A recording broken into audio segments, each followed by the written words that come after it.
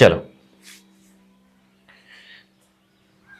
हम लोग शुरू कर रहे हैं क्लास 9th का चैप्टर नंबर 1 संख्या पद्धति। इसमें हम लोग संख्याओं से संबंधित ही जानकारी प्राप्त करेंगे। जैसे कि हम लोगों ने संख्याओं के बारे में जाना होगा, प्राकृत संख्या, पूर्ण संख्या, सम संख्या, विषम संख्या, पूर्णांक संख्या, परिमेय संख्या, है ना।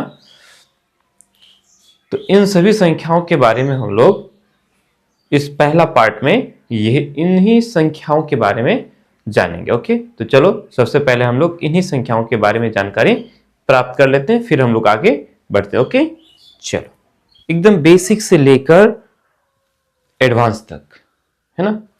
चाहे आप क्लास 10th में पढ़ रहे हो या क्लास 9th में पढ़ रहे हो, क्लास 8th में पढ़ रहे हो या फिर क्लास आप 7th में पढ़ रहे हो, है ना।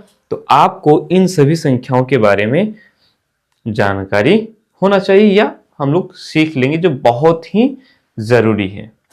एकदम बेसिक से धनात्मक संख्या, ऋणात्मक संख्या, सम संख्या, विषम संख्या, अभाज्य संख्या, भाज्य संख्या, सहभाज्य संख्या, प्रातीक, प्राकृतिक, पूर्ण, पूर्णांक, परिमेय, अपरिमेय और वास्तविक, इन तमाम संख्याओं के बारे में हम लोग आज पढ़ लेंगे, जान लेंगे।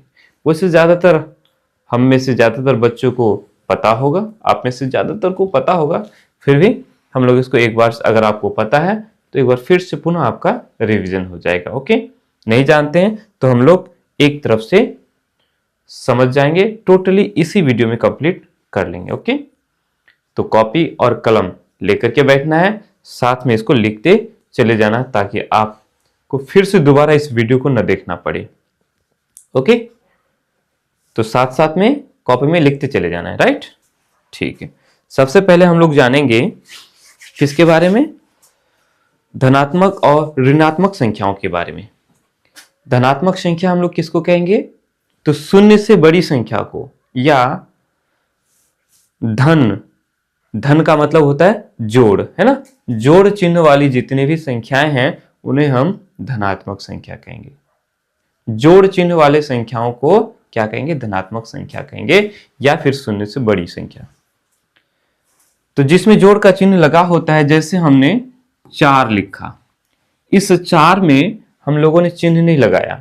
असल बात यह होता है कि किसी संख्या के सामने यदि कोई चिन्ह न लगा हो तो वो होता है, उसका चिन्ह जो है जोड़ होता है।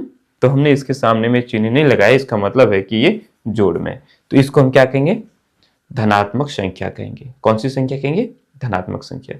और धनात्मक संख्या जो है वो शून्य से क्या होती है, बड़ी होती है।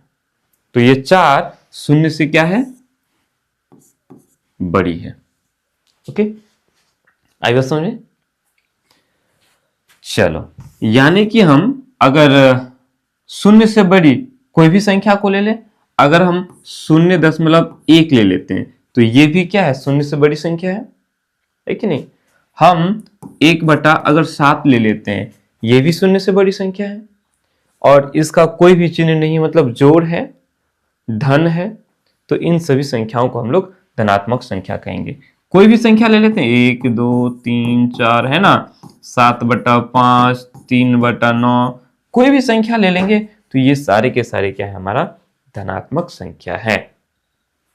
पुनः एक बार, जोड़ चिन्ह वाले संख्याओं को हम लोग क्या कहते हैं, धनात्मक संख्या, या फिर ये कहें कि जो संख्या शून्य से बड़ी होती है, तो ये सारी क्या है, शून्य से बड़ी है, उन्हें हम धनात्मक संख्या कहते हैं। आगे बढ़े, ऋणात्मक संख्या हम लोग किस कहेंगे, जिस संख्या में घटा का चिन्ह हो, ऋण का चिन्ह हो, ऋण का मतलब घटा, यानी घटाव वाले संख्याओं को हम लोग क्या कहेंगे, ऋणात्मक संख्या कहेंगे। या ये कहें कि शून्य से छोटी संख्या को, जो संख्या शून्य से छोटी होती है उन्हें हम क्या कहते हैं, ऋणात्मक संख्या कहते हैं। तो जिसमें भी, जिस संख्या में भी घटा का चिन्ह लगा हो वो शून्य से छोटी ही होती है। जैसे घटा 5 ले लिया, घटा 5 क्या है, ये शून्य से छोटी संख्या है ना। घटा 2 ले लिया, ये भी शून्य से छोटी संख्या है। घटा 0.1 ले लिया तो ये भी शून्य से छोटी ही संख्या है ना। हमने घटा 2/3 ले लिया, घटा 7/9 ले लिया, ये सारे के सारे संख्या ऋणात्मक संख्या है। ओके, और ऋणात्मक संख्या हमेशा ही शून्य से क्या होती है, छोटी होती है। याद रहा। चलो उसके बाद शून्य के विषय में हम बात करेंगे। तो ये जो शून्य है, न तो ये धनात्मक संख्या है और न ही ऋणात्मक संख्या है, आप इसको याद रखना। शून्य न तो धनात्मक है और न ही ऋणात्मक संख्या है। कोई दिक्कत? मेरे ख्याल से दिक्कत नहीं होना चाहिए। ओके, बढ़े आगे। धनात्मक संख्या, ऋणात्मक संख्या हम लोगों ने समझ गया। धनात्मक संख्या, जोड़ वाले संख्याओं को धनात्मक संख्या कहेंगे, घटा चिन्ह वाले संख्याओं को ऋणात्मक संख्या कहेंगे। कोई दिक्कत? यहां तक कोई दिक्कत नहीं, उतार लो इसको। आगे बढ़े। शून्य को हम लोग ना तो धनात्मक संख्या कहेंगे और ना ही ऋणात्मक संख्या कहेंगे। ओके, चलो आगे बढ़ते हैं। अब हम लोग समझेंगे सम संख्या और विषम संख्या के बारे में। किसके बारे में? सम संख्या और विषम संख्या। सम संख्या किसको कहेंगे? वे संख्याएं जो 2 से पूर्णतः विभाजित हो जाए, उन संख्याओं को हम लोग सम संख्या कहेंगे जो 2 से भाग लग जाएगा। जिसे हम 2 से पूरी तरह से विभाजित कर सके, वही क्या कहलाएगा? सम संख्या।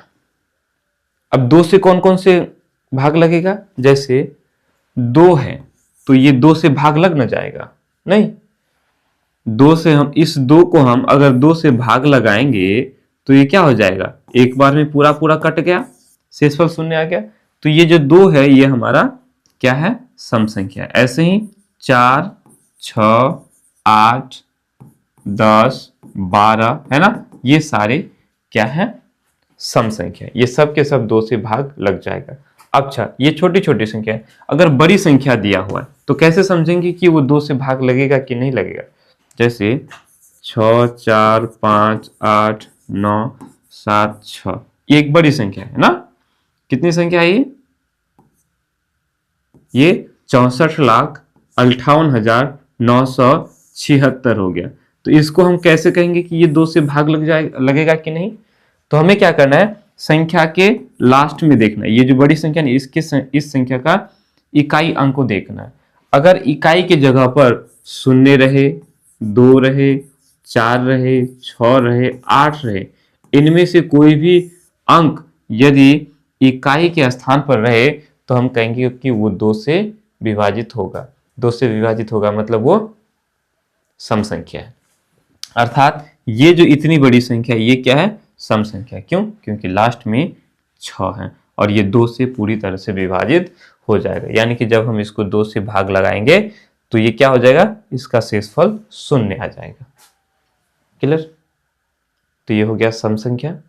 और विषम संख्या, जो संख्या 2 से भाग नहीं लगेगा, जो संख्या 2 से विभाजित नहीं होगा, क्या लिखिए? वे संख्याएं जो 2 से पूर्णतः यानी पूरा पूरा है ना विभाजित ना हो, उसे हम क्या कहेंगे?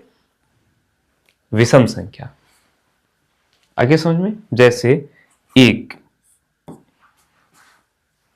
3, 5, 7, 9, 11, 13, 15, 17, 19, 21, इसी तरह से अनेकों संख्याएं हैं। ये सारी संख्याएं जो है 2 से विभाजित नहीं होगी, है ना।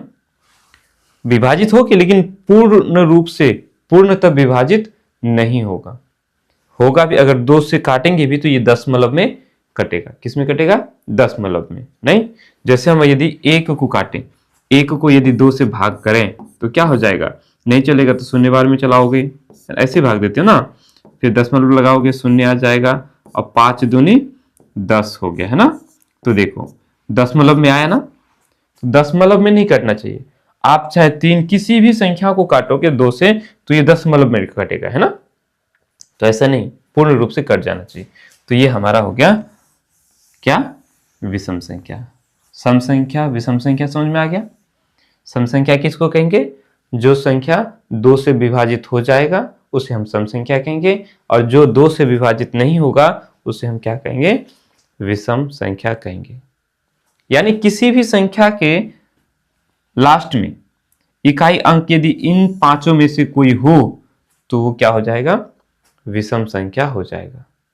ठीक, किसी भी संख्या का इकाई अंक लास्ट यानी शुरुआत वाला अंक यदि इनमें से 2, 4, 6, 8 और 0 रहे तो वो सम संख्या, और इनमें से कोई रहे तो वो विषम संख्या। कोई दिक्कत? सिंपल इतना समझना है, जो 2 से पूरा पूरा कट जाए वो सम संख्या, और जो 2 से पूरा पूरा नहीं कटेगा उसको विषम संख्या कहेंगे। कोई दिक्कत? यहां तक मेरे ख्याल से कोई दिक्कत नहीं होना चाहिए। ओके, आगे बढ़े। चलो ठीक है, अब हम लोग समझेंगे अभाज्य संख्या। अभाज्य संख्या को हम लोग रूढ़ संख्या भी कहते हैं। अभाज्य संख्या को क्या कहेंगे? रूढ़ संख्या, यानी रूढ़ संख्या कहो या अभाज्य संख्या, किसको कहें? तो देखो यहां लिखें, वे संख्याएं जो एक और स्वयं के अलावा किसी अन्य संख्या से विभाजित न हो, उन संख्याओं को हम लोग अभाज्य संख्या कहेंगे। जो सिंपल भाषा में बोले तो जो किसी से कटता ही नहीं है, जो किसी से कटे ही नहीं। किस किस से कटेगा? तो सिर्फ एक से कटेगा और खुद से कटेगा। जैसे अगर हम 2 की बात करेंगे, एक को छोड़ दो, इस एक को हम लोग ना तो भाज्य संख्या कहेंगे और ना ही अभाज्य संख्या कहेंगे। ठीक है, हाँ यहां लिख दिए हैं, एक जो है ना तो अभाज्य संख्या है और ना ही भाज्य संख्या है। तो एक को छोड़ दो, एक से आगे बढ़ो। एक के बाद क्या है? 2। इस 2 की अगर बात करेंगे तो ये 2 किस किस से भाग लग सकता है? इस 2 को या तो हम 1 से भाग लगा सकते हैं, है ना, 1 से भाग दे सकते हैं 2 बार में, या फिर इस 2 को हम 2 से भाग दे सकते हैं, 2 1 2, या तो 1 से भाग दे सकते हैं या फिर खुद से भाग दे सकते हैं, खुद 2 से। इसके अलावा और किसी से भाग नहीं दे सकते हैं। दे सकते हैं? नहीं दे सकते। तो इस 2 को हम अभाज्य संख्या कहेंगे। क्या कहेंगे? अभाज्य संख्या। क्लियर? ठीक उसी तरह से अगर हम 3 की बात करें तो ये 3 क्या किसी संख्या से विभाजित होगा? ये 3 किसी से नहीं कटेगा ना, केवल 1 से विभाजित होगा या फिर खुद से 3 से, है ना। तो इस 3 को भी हम लोग क्या कहेंगे? अभाज्य संख्या कहेंगे। ठीक, कोई दिक्कत? और यदि कोई संख्या खुद से और 1 के अलावा किसी और से भी कट जाए उसको भाज्य संख्या कहेंगे। तो 3 के बाद बारी आई 4, है ना। भाज्य संख्या के बारे में हम लोगों ने लिखा कि भाज्य संख्या किसको कहते हैं? भाज्य संख्या कह लो, यौगिक संख्या कह लो या फिर संयुक्त संख्या कह लो, बात एक ही है। ठीक, तो वे संख्याएं जो एक और स्वयं के अलावा किसी अन्य संख्या से भी विभाजित होती है। एक और स्वयं के अलावा किसी अन्य से भी, जैसे हम इस 4 की अगर बात करेंगे तो ये 4 1 से तो विभाजित होगा ही। 1 का पहाड़ा 4 बार पढ़ेंगे तो 4 आ जाएगा। 4 का पहाड़ा 1 बार पढ़ेंगे तो 4 आ जाएगा, है ना, एक और खुद से। उसके अलावा भी किसी और से कट रहा है, किससे? 2 से विभाजित हो रहा है। ये 4 1 से भी भाग लगेगा, विभाजित होगा, है ना, 2 से विभाजित होगा, 4 से तो होगा ही होगा। तो एक और स्वयं के अलावा भी ये 2 से विभाजित हो रहा है, किसी अन्य से हो रहा है। तो इस 4 को हम लोग क्या कहेंगे? भाज्य संख्या कहेंगे। ठीक, उसी तरह से यदि हम 5 की बात करेंगे तो ये 5 किसी से भी विभाजित नहीं होगा। होगा? नहीं होगा, 1 और 5 के अलावा किसी से नहीं। तो ये 5 मेरा हो जाएगा क्या? अभाज्य संख्या। अब 6 की बात करेंगे तो ये 6 विभाजित होता है किससे? 2 से भी विभाजित होता है और 3 से भी। तो इस 6 को हम लोग भाज्य संख्या कहेंगे। उम्मीद करते समझ में आ रहा है ना। अब अगर यहां 7 की बात करेंगे, 6 के बाद 7 किसी से नहीं कटेगा। 8 कटेगा, 2 से भी कटेगा, 4 से भी कटेगा। तो 8 मेरा भाज्य संख्या हो गया। 8 के बाद 9 संख्या को अगर हम देखेंगे ऐसे, 1 को छोड़ के, है ना, 2 3 4 5 6 7 8 9 10 11 12, इसी तरह से अनेकों संख्या है। तो ये जो 2 है अभाज्य संख्या हो गया, 3 अभाज्य संख्या, 4 मेरा भाज्य संख्या हो गया, 5 अभाज्य संख्या, 6 भाज्य संख्या, ये 7 अभाज्य संख्या हो जाएगा, 8 मेरा भाज्य संख्या हो गया, 9 भी मेरा भाज्य संख्या। क्यों? क्योंकि ये जो 9 है ना, क्या है? किसी न किसी संख्या से तो कट रहा है ना, 3 से कटेगा 9 मेरा भाज्य संख्या हो गया। 10 ये 10 भी भाज्य संख्या, क्योंकि 10 जो है 2 से भी कट रहा है, 5 से भी कट रहा है ना। अगर 11 की बात करेंगे तो ये 11 किसी से भी नहीं कटेगा। 12 की बात करेंगे तो ये 12 किसी न किसी संख्या से कट ही रहा है। 12 किस किस से कटेगा? 2 से कट जाएगा, 2 6 12, 3 से भी कट जाएगा, 3 चौका 12, 4 से भी कट जाएगा, 4 तिया 12, 6 से भी कट जाएगा, 6 दूनी 12। नहीं है समझ में? उसके बाद इस एक को हम लोग न तो भाज्य संख्या कहेंगे और न ही अभाज्य संख्या कहेंगे। याद रहे, सम संख्या विषम संख्या ये दो अलग चीज है, और भाज्य संख्या अभाज्य संख्या ये दो अलग चीज है। ठीक है, हम लोगों ने वहां सम और विषम संख्या में हम लोगों ने देखा कि ये जो दो है सम संख्या है, दो क्या है? सम संख्या है ना। दो हमारा क्या है? सम संख्या है। 4 सम संख्या है, 6 8 10 ये सारे हमारे सम संख्या है। उसके बाद यहाँ विषम संख्या में 1 3 5 ये सारा विषम संख्या है। जैसे ये 9, ये 9 हमारा विषम संख्या है। अब यहाँ जो है अगर बात करेंगे तो ये 9 हमारा भाज्य संख्या है। ठीक है, तो इसको थोड़ा कंफ्यूजन दूर करके रखना। अभाज्य संख्या जो किसी से नहीं कटता है अभाज्य संख्या, और जो किसी न किसी संख्या से कट जाता है उसको भाज्य संख्या कहते हैं। इस एक को छोड़ के, इस एक को न तो हम भाज्य संख्या कहेंगे और न ही अभाज्य संख्या कहेंगे। इतना तक क्लियर हुआ? अगर क्लियर हो गया तो हम लोग आगे बढ़ते हैं। ठीक, चलो देखिए थोड़ी देर।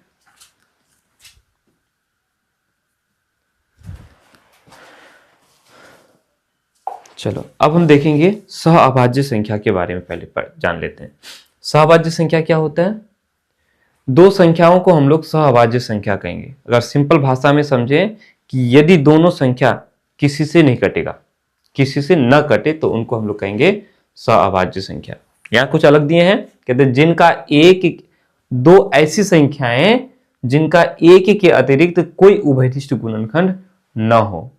उभयनिष्ठ का मतलब होता है कॉमन, सामान्य गुणनखंड न हो। कैसे? ऐसे समझो, जैसे हम लोग एक संख्या ले लेते हैं 7, एक लेते हैं 7 और दूसरा ले लेते हैं 8। ये 7 और 8 में दो संख्या ले लिया। ये दोनों संख्या क्या किसी संख्या से कटेगा? किसी अन्य से नहीं, केवल एक से कटेगा, है ना। तो इन दोनों का के बोलेंगे, इन दोनों का जो है ना एक के अतिरिक्त और कोई उभयनिष्ठ गुणनखंड नहीं है। जैसे 7 का गुणनखंड अगर करें तो 7 गुना 1, और 8 का गुणनखंड करेंगे तो 8 गुना 1, यानी 7 और 8 इन दोनों में केवल एक ही उभयनिष्ठ गुणनखंड है, इसके अलावा और नहीं। तो इन दोनों ही संख्याओं को हम लोग क्या कहेंगे? इन दोनों संख्या को सहअभाज्य संख्या कहेंगे। जैसे अगर दे दे आपको 19 और 23, दो संख्या हो गया 19 और 23, ये दोनों ही संख्याएं किसी भी संख्या से और नहीं कटेगा, तो इन दोनों संख्या को सहअभाज्य संख्या कहेंगे। दो ठो संख्या को सहअभाज्य संख्या कहेंगे। जैसे ही सहअभाज्य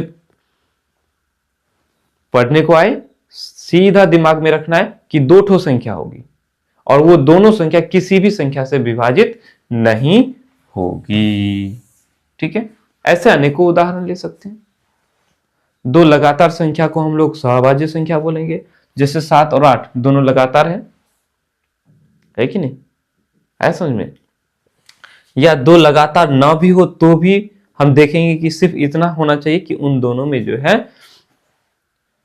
कोई किसी से न कटे।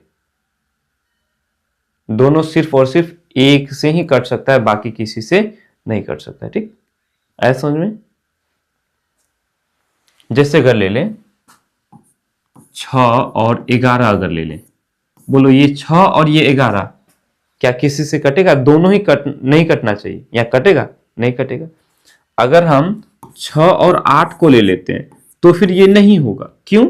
ये दोनों जो संख्या है ये 2 से कट रहा है, 2 से 6 भी कट रहा है, 2 से 8 भी कट रहा है ना।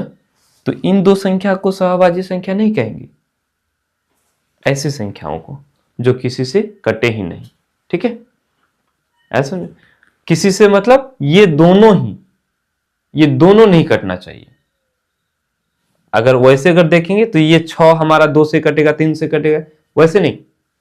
इसमें अगर हम देखेंगे तो ये 8 2 से कट रहा है, 4 से कट रहा है, तो उससे मतलब नहीं है। हमें दोनों संख्या को देखना है, क्या दोनों संख्या किसी और संख्या से कट रहा है, नहीं कट रहा है, तो वो दोनों सहभाज्य संख्या हो गया। क्लियर? यहां तक क्लियर हुआ? अब आगे बढ़ते हैं, प्राकृत संख्याओं के बारे में पढ़ते हैं। प्राकृत संख्या हम किसे कहेंगे? गिनती की संख्याओं को हम प्राकृत संख्या कहेंगे। गिनती कहां से शुरू करते हैं? 1 से। गिनती कहां से शुरू करते हैं? 1 से ही शुरू करते हैं ना। 1 2 3 4 5 6 7 है ना। और हाँ, और इन प्राकृत संख्याओं के समूह को अब हम अगर लिखें 1 2 3 4 5, इस तरह से अनेकों संख्या, अनंत संख्याएं हो जाएंगे। उन सभी संख्याओं को तो हम लिख नहीं सकते, है कि नहीं। इन सभी संख्याओं के समूह को हम लोग n से निरूपित करते हैं, n से दर्शाते हैं। ठीक है, n अगर कहीं लिखा हो तो हम समझ जाएंगे कि ये प्राकृत संख्याओं के बारे में बात हो रही है। क्लियर? आया समझ में? चलो, हाँ, एक और बात, यदि आपसे पूछा जाए कि सबसे छोटी प्राकृत संख्या क्या है, तो आप क्या जवाब दोगे? सबसे छोटी कहां से शुरू हो रही है? 1 से, यानी सबसे छोटी प्राकृत संख्या क्या हो जाएगा? 1। अगर आपसे पूछा जाए सबसे बड़ी प्राकृत संख्या, तो सबसे बड़ी प्राकृत संख्या को हम लोग नहीं बता सकते हैं। राइट? बता पाएंगे? नहीं बता पाएंगे। अब सबसे बड़ी कितना है, पढ़ते जाएंगे पढ़ते जाएंगे, कोई अंत ही नहीं है, कितना ही पढ़ते जाएंगे। कोई बोलेगा सर 1 लाख सबसे बड़ी संख्या है, 1 लाख 1, 1 लाख 2। कोई बोलेगा नहीं सर 1 करोड़, तो 1 करोड़ के बाद भी तो पढ़ेंगे 1 करोड़ 1, 1 करोड़ 2। तो इस तरह से हम लोग प्राकृत संख्याओं के, यानी सबसे बड़ी प्राकृत संख्या को हम लोग नहीं बता सकते। हाँ, सबसे छोटी प्राकृत संख्या को बता सकते, वो क्या है? 1 है। कोई दिक्कत? मेरे ख्याल से कोई दिक्कत नहीं है। बढ़े आगे, चलो। अब आते हैं हम लोग पूर्ण संख्या में। पूर्ण संख्या हम लोग क्या किसको कहेंगे? जब हम इन प्राकृत संख्याओं के समूह में शून्य को मिला दें, शामिल कर लेंगे। शून्य को यदि हम शामिल कर दें, तब ये जो संख्याएं हैं, अब ये जो हम लोग का समूह मिला, एक ग्रुप मिला, इस पूरे संख्याओं को क्या कहेंगे? पूर्ण संख्या कहेंगे। क्या कहेंगे? पूर्ण संख्या। और इस पूर्ण संख्याओं के समूह को हम लोग W से सूचित करते हैं। किससे दिखाते हैं? W से दर्शाते हैं। ठीक? अब एक बात समझो, ये जितनी भी प्राकृतिक संख्याएं हैं वो सारे के सारे पूर्ण संख्या में आ गया नहीं। अब यदि आपसे पूछा जाए कि बताओ जी, क्या प्रत्येक प्राकृतिक संख्या पूर्ण संख्या है, तो क्या जवाब दोगे? पूछेंगे क्या सभी प्राकृतिक संख्या पूर्ण संख्या है, तो जवाब क्या होना चाहिए? एकदम बिल्कुल सही बात, करेक्ट है। ये जितनी भी प्राकृतिक संख्या है वो सब के सब पूर्ण संख्या है ना। अब इसका अगर ठीक उल्टा अगर पूछ दे, सभी पूर्ण संख्याएं प्राकृतिक संख्या है क्या? यदि पूछे जितना भी पूर्ण संख्या है, जितना भी पूर्ण संख्या है वो सब क्या है? प्राकृतिक संख्या है। तो जब ऐसा पूछे तो ऐसी बात नहीं है, ये गलत हो जाएगा। क्यों? क्योंकि ये शून्य मेरा पूर्ण संख्या है, प्राकृतिक संख्या तो नहीं है। इसलिए पहला कहना सही है, जितना भी प्राकृतिक संख्या वो सब के सब क्या है? पूर्ण संख्या है। लेकिन सभी पूर्ण संख्या प्राकृतिक संख्या नहीं है। क्लियर? आगे बढ़े, चलो। अब आते हैं हम लोग पूर्णांक संख्या में। पूर्णांक संख्या इससे रिलेटेड एकदम, पूर्ण संख्याओं के समूह में शून्य से शुरू किया हम लोगों ने, ये हमारा पूर्ण संख्या हो गया। इन पूर्ण संख्याओं के समूह में जब हम लोग ऋणात्मक संख्याओं को भी शामिल कर लेते हैं, घटा वाले संख्याओं को, पूर्ण संख्याओं के समूह में ऋणात्मक संख्याएं शामिल करने पर प्राप्त संख्याओं को हम लोग क्या कहेंगे? पूर्णांक कहेंगे। आई बात समझे? यहां से इधर प्राकृतिक संख्या है, यहां से ये पूर्ण संख्या है। अब जैसे ही इन पूर्ण संख्या में हमने इन ऋणात्मक संख्याओं को शामिल किया, तो ये जो पूरा समूह मिला, ये हम लोगों का क्या हो गया, पूर्णांक संख्या हो गया। और पूर्णांक के समूह को, पूर्णांकों को हम लोग जेड से दिखाते हैं। किससे दर्शाते हैं, जेड से। ओके, कोई दिक्कत, मेरे ख्याल से दिक्कत नहीं होना चाहिए, है ना। अब यहां देखो, यहां जो है ना, हम जीरो से इधर अगर जा रहे हैं तो इधर बढ़ रहे हैं, इधर धनात्मक संख्या ना, तो ये जीरो से इधर बढ़ रहे हैं। जीरो से बड़ा एक, एक से बड़ा दो, दो से बड़ा तीन, तीन से बड़ा चार, चार से बड़ा पांच, इस तरह से हम बढ़ते चले जाएंगे। और जैसे ही हम इधर हो रहे हैं, इधर जब आ रहे हैं तो घट रहे हैं, है ना। जैसे तीन से छोटा दो, दो से छोटा एक, एक से छोटा शून्य, और शून्य से छोटा माइनस एक, माइनस एक से छोटा माइनस दो, माइनस दो से छोटा माइनस तीन, इस तरह से ये छोटा छोटा होते चले जा रहे हैं। अब यदि आपको इस यहां पूछा जाए कि बताओ जी सबसे छोटी पूर्णांक संख्या क्या है, तो क्या कहोगे, सबसे छोटी पूर्णांक संख्या बता सकते हो। बोलोगे सर जीरो, सबसे छोटी पूर्णांक संख्या जीरो। क्या जीरो है, जीरो से छोटा तो घटा एक है। अगर घटा एक बोलो तो घटा एक से छोटा तो घटा दो है। बोलोगे नहीं सर घटा 100, तो घटा 100 से छोटा कौन है, घटा 101, उससे भी छोटा है।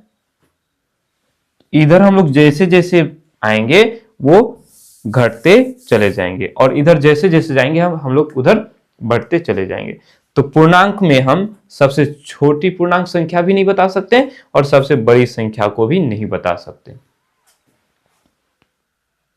अब दूसरी बात ये कि हमने देखा जितने प्राकृतिक संख्या वो सारे के सारे पूर्ण संख्या हैं, और जितना भी पूर्ण संख्या है ना ये सारे के सारे जो है पूर्णांक है।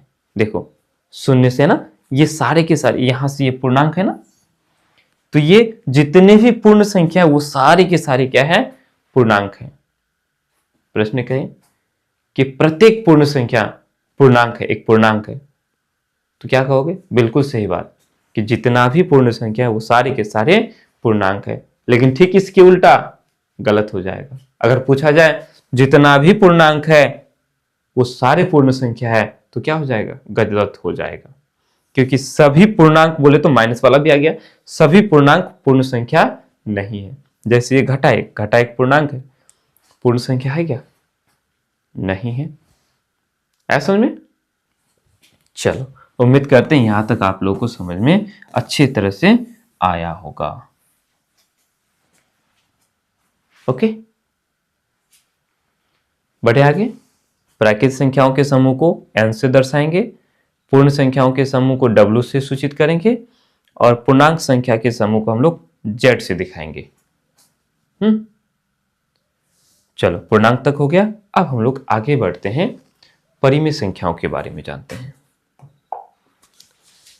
बस अब लास्ट परिमेय संख्या जानेंगे, अपरिमेय संख्या जानेंगे, उसके बाद वास्तविक संख्या जान करके संख्याओं के बारे में लगभग क्या हम लोगों ने पूरी तरह से अच्छी तरह से समझ गए होंगे। तो देखेंगे परिमेय संख्या किसको कहेंगे। अगर परिभाषा की बात करेंगे तो बोलेंगे जिस संख्या को, वे संख्याएं जिन्हें हम p बटा q के रूप में लिख सकते हैं उन्हें परिमेय संख्या कहेंगे। p और q जो है ये पूर्णांक है और q हमारा शून्य नहीं होना चाहिए। तो इसको तो मैं बाद में समझाऊंगा, पहले इसको अच्छे से क्लियर कर लें। सिंपल समझोगे, बटा वाला संख्या, बटा वाला संख्या भिन्न वाला संख्या है ना, जैसे 2/5 बटा वाला है ना, बटा वाले संख्याओं को हम लोग क्या कहेंगे, परिमेय संख्या कहेंगे। क्या कहें कि वे संख्याएं जिन्हें हम p बटा q के रूप में लिख सकते हैं। तो ये ऊपर वाला ये अंश मेरा p और ये नीचे वाला को हर बोलते हैं, तो हर हमारा q, ये p और ये q, ये p और ये q ये दोनों ही पूर्णांक होना चाहिए। p और q क्या होना चाहिए, पूर्णांक होना चाहिए। तो देखो ये दोनों पूर्णांक है, 2 भी पूर्णांक है और 5 भी पूर्णांक है। अभी जस्ट हम लोगों ने देखा है ना, 2 भी पूर्णांक है, इसके आगे 5 आएगा वो भी पूर्णांक है हमारा। क्या कोई दिक्कत। और ये जो हमारा q है बटा में हम लोगों का शून्य नहीं होना चाहिए। क्लियर। तो परिमेय संख्या मेरे ख्याल से समझ में आया होगा, नहीं आया, आया ना। कुछ और लेते हैं। यदि हमें दे दे घटा 3 बटा 2 ले लिया, घटा 3/2। ये भी परिमेय संख्या है। क्यों? ये घटा 3 हमारा पूर्णांक है, ये 2 भी पूर्णांक है, तो ये p भी पूर्णांक और q भी पूर्णांक। वही पूछा है, p और q दोनों पूर्णांक होना चाहिए, और q हमारा 0 नहीं होना चाहिए, तो 2 हमारा तो 0 नहीं ना है, तो ये हमारा क्या हो गया? परिमेय संख्या हो गया। ठीक है, चलो अब यदि आपसे पूछा जाए, बताओ ये 5 हमारा परिमेय संख्या है कि नहीं, तो क्या कहोगे? ये 5 क्या है आपके अनुसार, क्या होना चाहिए? बोलो, प्राकृत संख्या है, या फिर पूर्ण संख्या है, या फिर पूर्णांक है, या फिर परिमेय संख्या है? इन चारों में से क्या है, बताओ। तो इनमें से ज्यादातर बच्चे कहेंगे सर 5 मेरा प्राकृत संख्या भी है, पूर्ण संख्या भी है, पूर्णांक भी है, परिमेय संख्या नहीं है, ऐसे बोलोगे। तो देखो, ये 5 हमारा परिमेय संख्या है। इस 5 को हम लोग ऐसे लिख सकते हैं, 5/1। 5 को हम लोग 5/1 लिख सकते हैं ना, एकदम लिख सकते हैं। तो ये 5 हमारा भी p/q के रूप में है। 5 पूर्णांक है, 1 भी पूर्णांक है, p और q दोनों पूर्णांक हो गया, और नीचे हमारा शून्य नहीं है। किसी भी संख्या का बटा में 1 हमेशा छुपा हुआ रहता है। जिस तरह से यदि किसी भी संख्या का के सामने अगर हम चिन्ह नहीं लगाएंगे तो उसका मतलब होता है वो जोड़ में है। जैसे ये 5 के सामने में हम लोगों ने कोई चिन्ह नहीं लगाया, नहीं लगाया, इसका मतलब है कि ये जो 5 है ये जोड़ में है, धनात्मक है, ऐसा समझे। तो ये 5 भी मेरा क्या है? परिमेय संख्या है, क्योंकि इसको हम लोग p/q के रूप में लिख सकते हैं। अच्छा, शून्य के बारे में क्या ख्याल है? अगर हमने यहां 0 दे दिया, बोलो ये 0 परिमेय संख्या है कि नहीं? तो क्या होगा? तो बोलेंगे सर ये शून्य भी परिमेय संख्या है। क्यों? क्योंकि हम लोग शून्य को 0/1 या 0/2 या कुछ भी हम लोग 0 कुछ लिख सकते हैं। तो शून्य भी मेरा पूर्णांक है, 1 भी मेरा पूर्णांक है, तो p और ये q ये दोनों ही पूर्णांक हो गया, बटा में शून्य नहीं है कि नहीं? ऐसा में ऐसा नहीं होना चाहिए, जैसे 2/0 ऐसा नहीं होना चाहिए, बटा में शून्य नहीं होना चाहिए। ठीक है, कोई दिक्कत? अब यदि आपसे पूछा जाए कि ये शून्य क्या है, क्या प्राकृत संख्या है, तो शून्य तो प्राकृत संख्या में नहीं आता है। शून्य हमारा पूर्ण संख्या भी है, शून्य हमारा पूर्णांक भी है, और ये शून्य हमारा परिमेय संख्या भी है।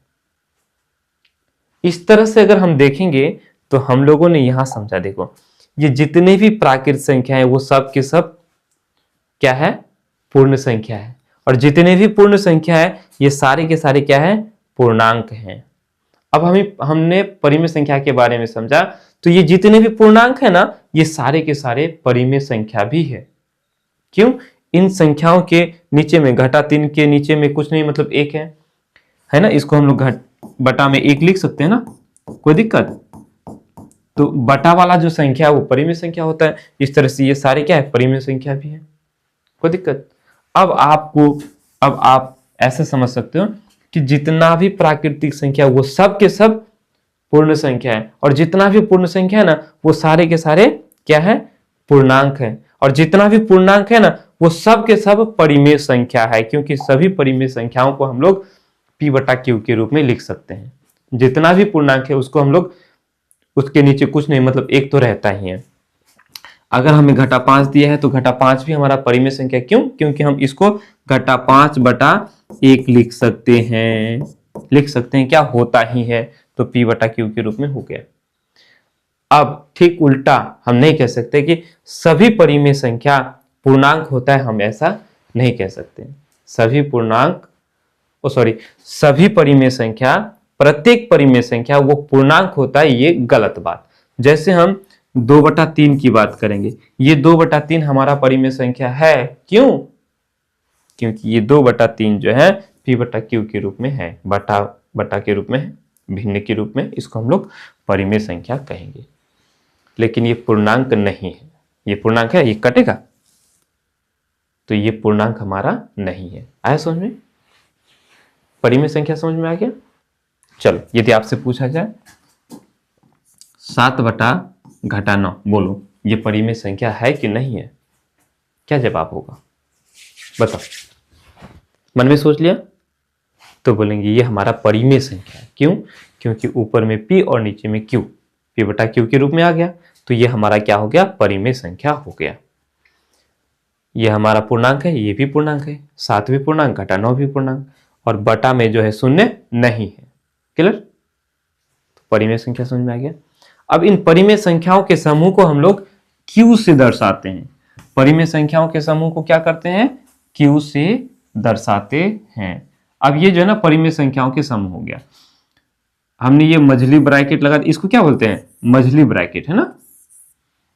और इस ब्रैकेट को बड़ी ब्रैकेट कहते हैं और इसको हम लोग छोटी ब्रैकेट कहते हैं। ये तो हम लोग जानते हैं छोटे बच्चे की तरह है कि नहीं, चलो कोई बात नहीं।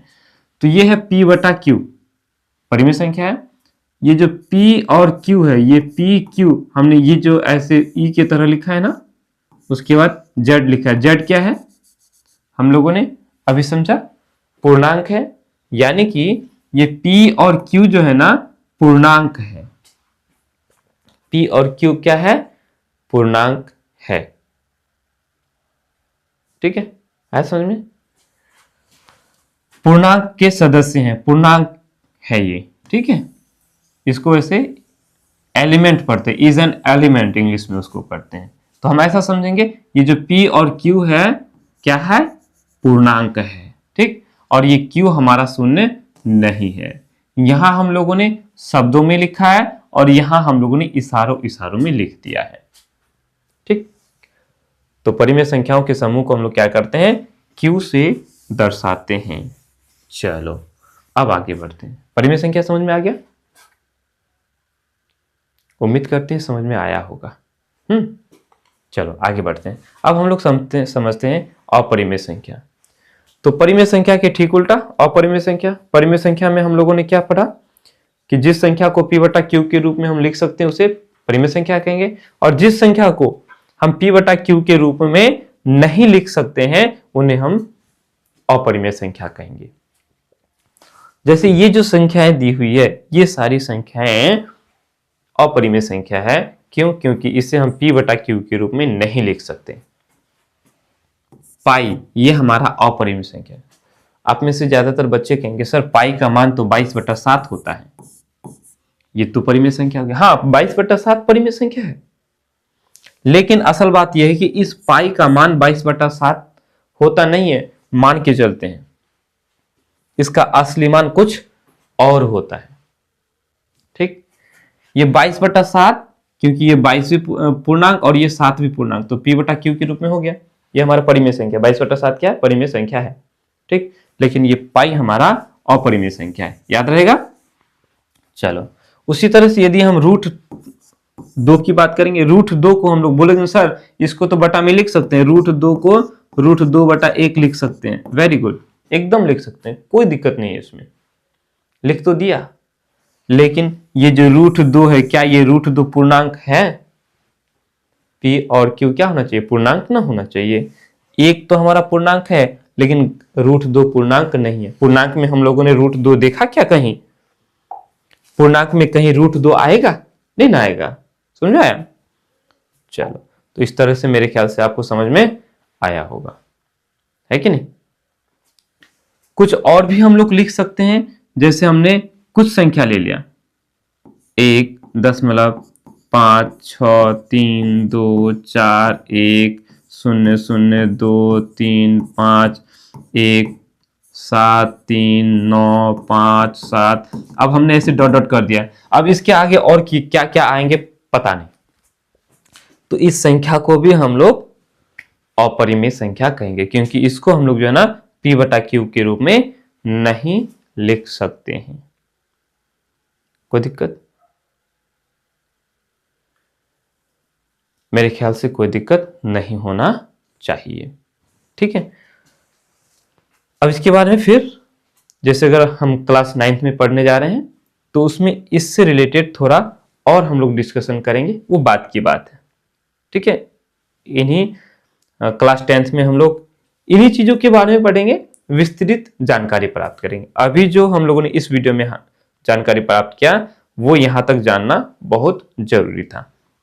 अब हम लोग वास्तविक संख्याओं के बारे में पढ़ लेते हैं। वास्तविक संख्या क्या किसको कहेंगे? तो परिमेय और अपरिमेय इन सब को मिलाकर के वास्तविक संख्या कहलाता है।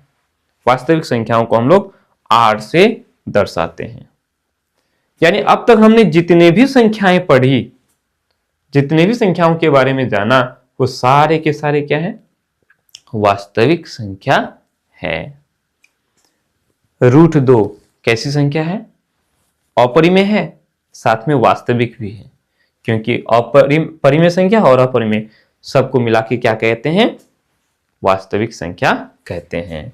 अब आपसे यदि पूछा जाए कि बताओ जितने भी वास्तविक संख्या हैं वो सब के सब परिमेय संख्या है, क्या ये सही होगा? जितने भी वास्तविक संख्या हैं वो सब परिमेय संख्या है, तो क्या हो जाएगा? गलत हो जाएगा। परिमेय संख्या में वास्तविक संख्या में परिमेय संख्या भी है और अपरिमेय संख्या भी है ना? हम ऐसा कह सकते हैं कि जितने भी अपरिमेय संख्या है वो सारे के सारे वास्तविक संख्या है, जितने भी परिमेय संख्या है वो सारे के सारे वास्तविक संख्या है। अब ट्विस्ट, अब अगर आपसे पूछा जाए बोलो ये 5 कैसी संख्या है? प्राकृत संख्या है, पूर्ण संख्या है, पूर्णांक है, परिमेय है, अपरिमेय है या वास्तविक संख्या है, तो क्या कहोगे? तो बोलेंगे सर ये 5 ये सारे के सारे हैं, बस अपरिमेय को छोड़ के। 5 अपरिमेय संख्या नहीं है, बाकी सब है। प्राकृत संख्या भी है, पूर्ण संख्या भी है, पूर्णांक भी है, परिमेय संख्या भी है और वास्तविक संख्या भी है समझ में? चलो, तो उम्मीद करते हैं आप लोगों को ये सारा समझ में आया होगा और आप लोगों ने इसको कॉपी में नोट डाउन भी कर लिया, जिससे कि आगे भविष्य में फिर इसको देखना आप लोगों को ना पड़े। ओके, चलो ठीक है। उम्मीद करते हैं आप लोगों को यहाँ तक बहुत अच्छी तरह से समझ में आ चुका होगा। अब हम लोग इससे आगे बढ़ेंगे। ओके।